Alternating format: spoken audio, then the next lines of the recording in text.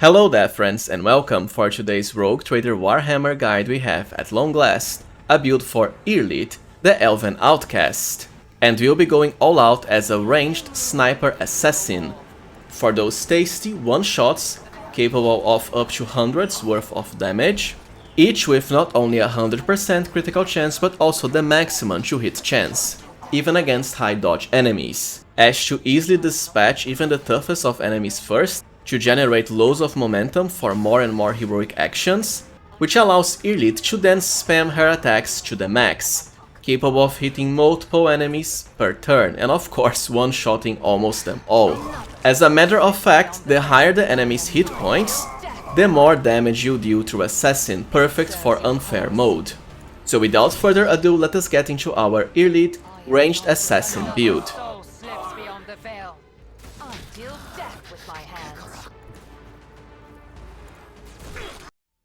Now Yrliet, or is it Yrliet, YRLIET? I honestly don't know the correct way, but anyways, she starts as an operative.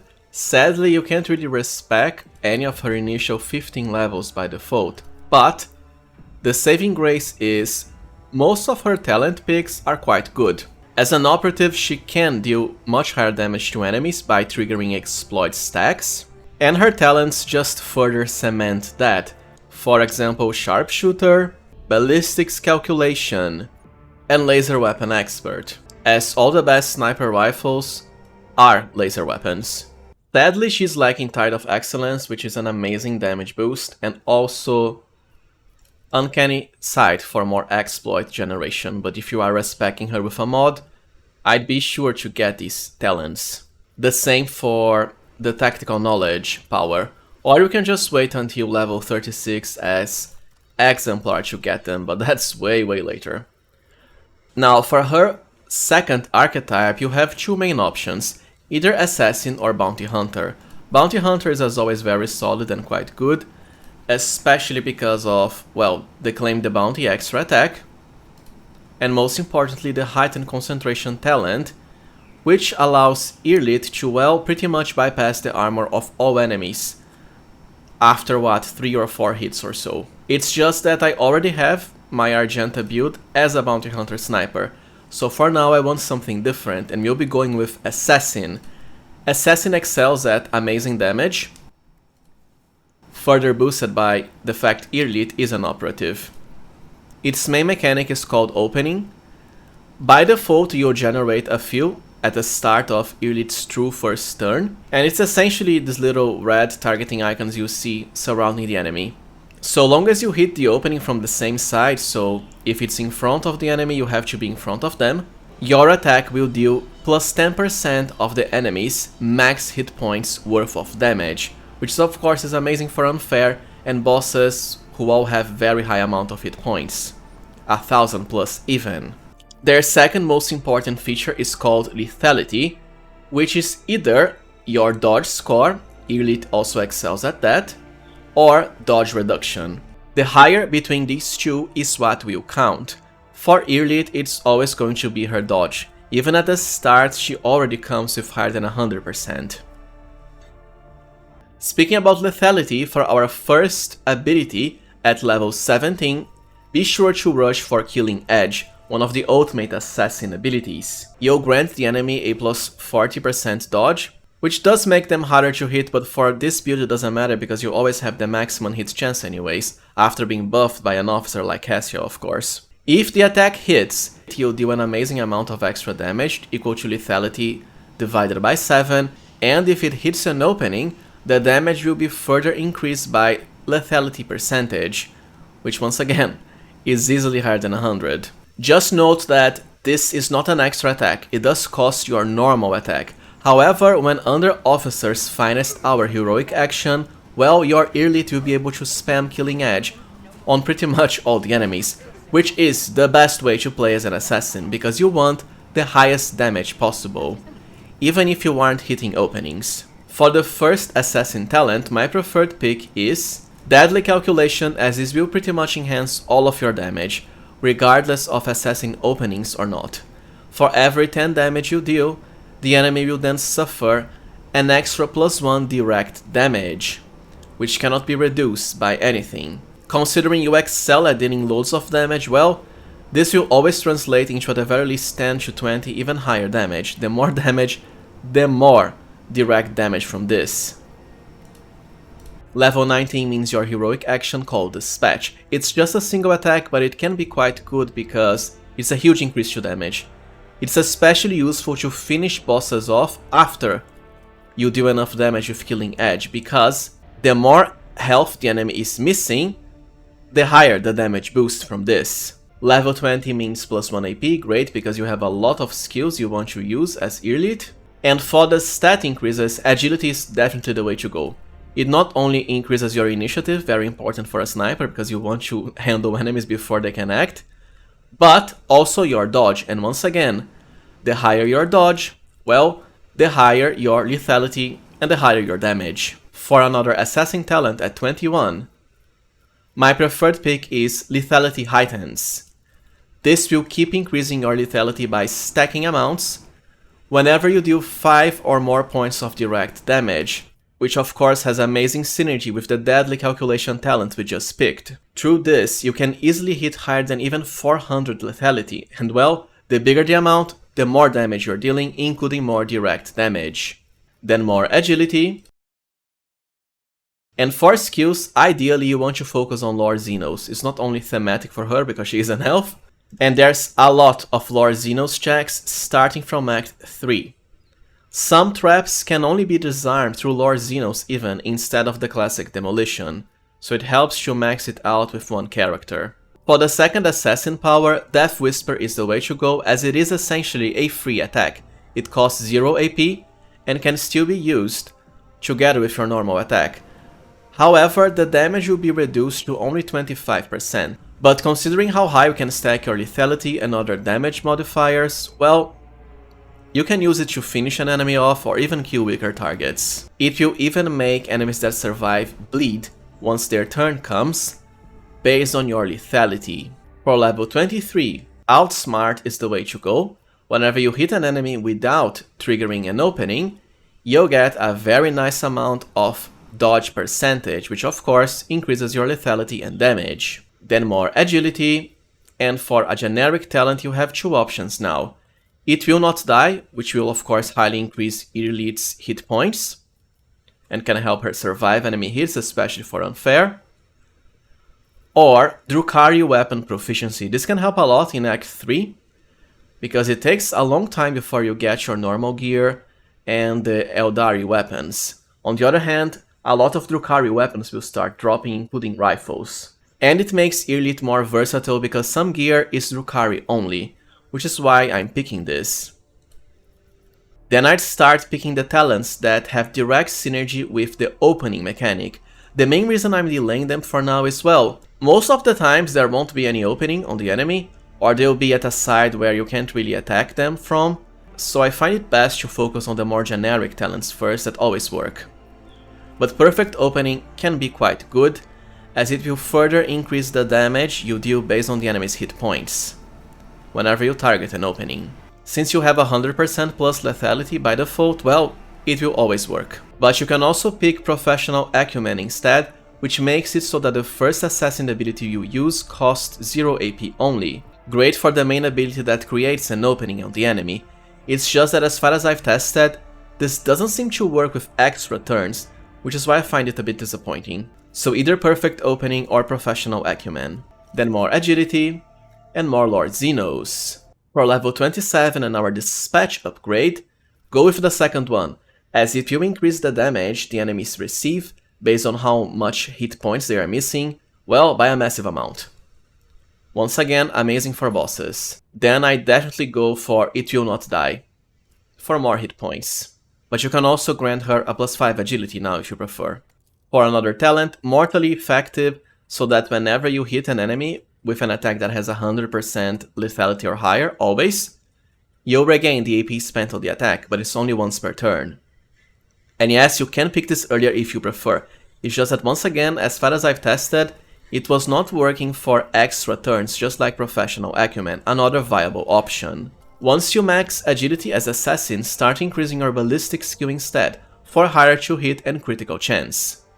And you might as well go for Awareness once you max Lord Xenos. It can at least help you detect secrets and traps and works on multiple characters. For the third assassin ability, I'd go for Elusive Shadow. It only works for a single attack afterwards, but will not only enhance your damage, plus dodge, so more lethality and more damage, of course. Then for a generic talent, it's time to increase our agility, or one of the talents I mentioned before. I wouldn't bother with Yrliet's sight talents, because for example for armor penetration, you have Cassia, and in my sight ends your turn, so I find it kinda annoying when you use it. Agility is the way to go for me. Then Professional Acumen, more awareness, and at long last it's time to pick Imminent Demise, which will increase the damage enemies you have already dealt damage to take. The main reason I'm delaying it is because, well, for most enemies you'll just be one-shotting them, so this is mostly for bosses and so on, and by this point you'll start fighting high hit points bosses. Then more ballistic skill, and even more ballistic skill increases but as a talent now. For the final upgrade to your Dispatch Heroic Action, I'd go for the last one because as far as reducing the enemy's armor and deflection, well, chances are they'll be dead once you use Dispatch anyways. This can at least debuff nearby enemies when the main target dies. And that's it for Assassin progression. Now let's cover Exemplar levels, and we have a lot of nice damage boosters here. Starting of course with the classic Extermination. Whenever you hit an enemy, you'll get a +1 to damage. Flat sources are always amazing, because they are then multiplied by your percentage bonuses. And this will stack of course with your killing edge. The more damage, the better. We can at last pick Operative talents again. And I recommend you first go with Tide of Excellence, for of course even more extra damage stacks. Armor penetration also helps. It's just sad that she doesn't start with this from the first 15 levels. Then back to Lord Xenos. And now for another Assassin talent, Killing Spree. Whenever you hit an opening, your damage will be increased and it stacks. Then more agility. The generic talents can now be anything you want. I'll just choose to increase Yrliet's Lord Xenos, because these checks are a pain on Unfair. And for the Operative power, Tactical Knowledge without a doubt, once again, 4 more flat damage boosts. Just be sure to hit at the very least 4 targets with this, for the damage power up. Then more Lord Xenos, and for level 40 we want to go with Masterful Precision. It will enhance your Assassin's Killing Edge power, with the same modifiers as Deadeye Shot, so higher range and higher critical chance, but most importantly, more damage. Then you might as well pick Lethal Concentration afterwards. Create an Opening also works, but ideally, you'll want to, well, have your Yrliet snipe enemies before your other allies act, at least as far as allies that can perform critical hits. And this only create openings on enemies on your turn after your allies get a critical. So I just go for Lethal Concentration. Then more agility, and another nice Operative talent. Uncanny Sight at long last for more exploit generation. Any other assassin power now, might as well go with Poise to Strike for the armor and deflection ignoring properties. And a return to ballistic skill increases. After that, you can kinda pick any other assassin talent. We already have the best ones by far. Something like Bringer of Doom can work, the same for Seize the Advantage for more lethality. Even Lone Killer can also work, but I usually like my party members being close together for synergy with some buffs and gear choices. Then I just go for Advanced Skill Lord Xenos for even more skill ranks. And more Lord Xenos, of course. For the last Exemplar talent, at least for level 45 progression, well, you might as well go for Cataclysm for even more damage boosts. And that's it for our Yrliet 45 levels Exemplar progression. Alright, now let us do a quick section on how to play as your ranged assassin sniper Yrliet. First, it's very important to buff her with an officer party member. After all, through the Seize the Initiative talent, your officers will always act first. And ideally, you want to cast both Voice of Command and Air of Authority. Through Voice of Command alone, Yrliet will get a massive boost to her ballistic skills from mortal hits chance and of course critical chance. Second, Agility, which of course means more dodge and more lethality, perfect for both offenses and defenses. And as far as Resolve, well, it's for generating momentum and heroic actions. After buffing Yrliet, ideally you want to grant her an extra turn through the Officer's Bring It Down so she can start killing enemies before her first true turn comes, or you can just wait for that to start generating openings, but usually the more actions before the enemies you have, the better. At least for unfair mode.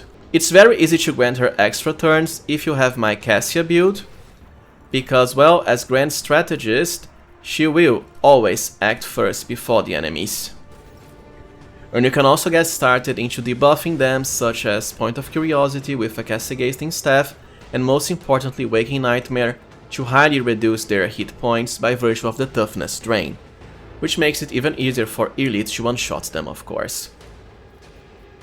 Lidless Stare is also great, Isn't this a job for the because it will proc the Undam the Sea of Soul's talent power, which means the enemy's armor will be highly reduced. Nice, because without Bounty Hunter, Yrliet doesn't have that high armor penetration. Anyways, we are already at high momentum, but in the early parts of the game it's gonna take longer, especially on Unfair. So let's grant Yrliet an extra turn to show you what I'm planning on doing. Me. Ideally, whenever Yrliet's turn comes, you'll always want to first cast Aim for the Opening on the target you really want to kill, ideally one of the toughest enemies.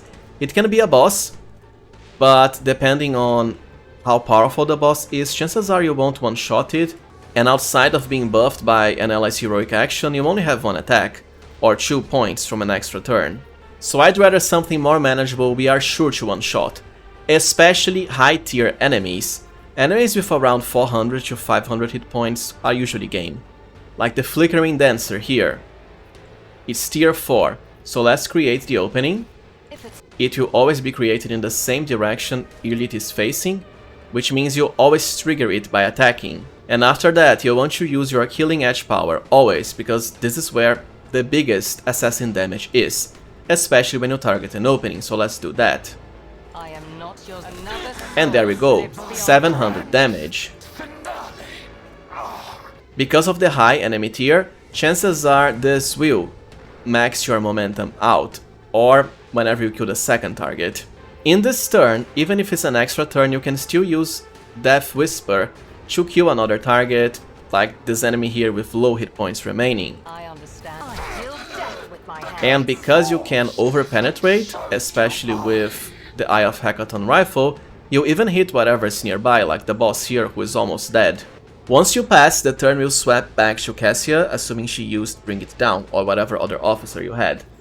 And since you are at high momentum, you can now buff Yrliet with the Finest Hour power, which is of course where her true power resides, because it means spamming Killing Edge almost as many times as you want to easily one-shot and kill most targets. The boss is gonna die regardless of Aim the Opening, so there's not a point in using this. So let's just go for Killing Edge. I am not your another soul. There we go. Lives beyond the veil.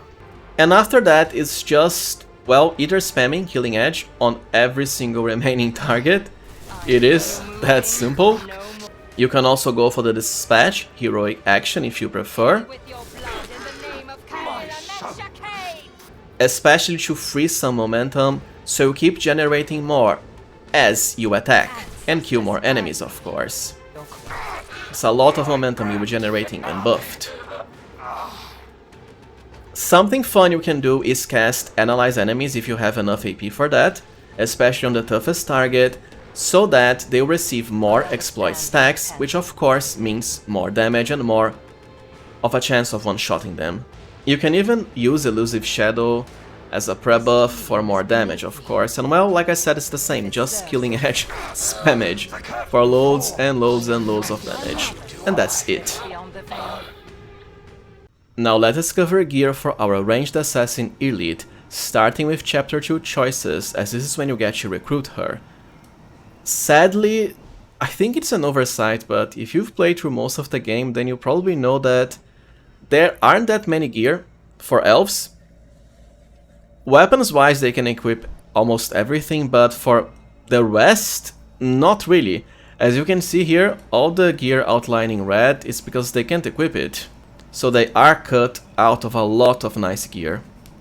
Anyways, the metronome accessory is rather good, because it provides her with a +10 bonus to all stats, so long as she has not moved in the turn, and as a sniper she doesn't have to move that much. The hypnotizing pendant to automatically slow enemies that are hit with all of her sniper shots. The Chameleon cloak, which comes from Jai, another party member, for a +10% dodge and a higher Yrliet's dodge, well, the higher her lethality as an assassin. The targeting visor, to increase her 2-hit chance to the max, although it's not really that necessary if you're buffing her with, let's say, officers. And you might prefer to trade it for the Outcast's visor, which is quite powerful. Whenever she kills a target with a single sniper shot, for the first time in combat, well, she'll immediately get another attack. It's just that getting it can be a bit annoying. It's from the Casbelica faction. While it does cost a lot of profit factor, at the very least it's low reputation only, so you don't have to go all out into it. For armor, just the Eldari Ranger armor. The more dodge she has, the better. And I also have the Portative Manipulator, just for less reloading costs, as the sniper rifles, they all cost a lot for reloading. Speaking about weapons, it's very simple.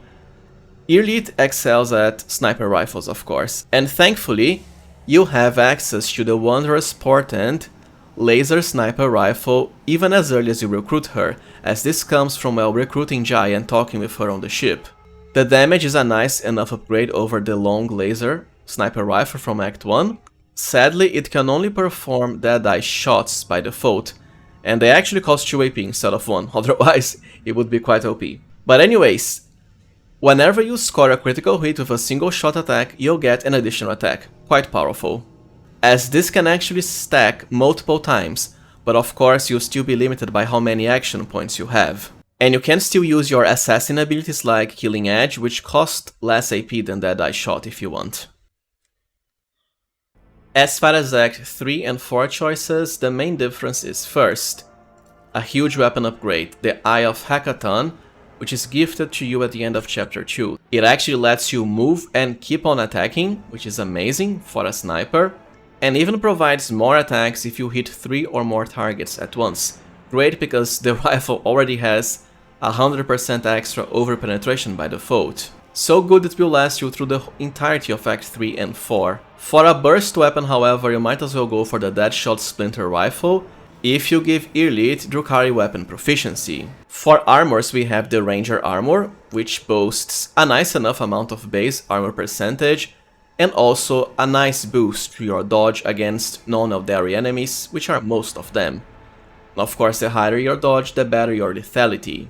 Besides that, just the Eldari Ranger Sight accessory, so that your Dead-Eye shots, critical hits, you have 100% anyways, will automatically trigger the Expose Weakness ability for you for less enemy armor and dodge. But you can also go with the White Signet of the Inquisition for the huge momentum boost, or leave it to another character as it doesn't cost anything and anyone can equip it. And while Yrliet can't really excel at burst weapons like, let's say, Argenta, well, you can still equip her with, let's say, the Tactical Backpack for a higher rate of fire bonus, which of course is great for the Splinter Rifle I mentioned before. Well, alright friends, so this was it for my Ranged Assassin Yrliet build. If you found this guide useful as always, please remember to like, subscribe and also consider becoming a channel member if you can. I truly appreciate your support. Happy holidays, thank you for watching and see you next time, friends.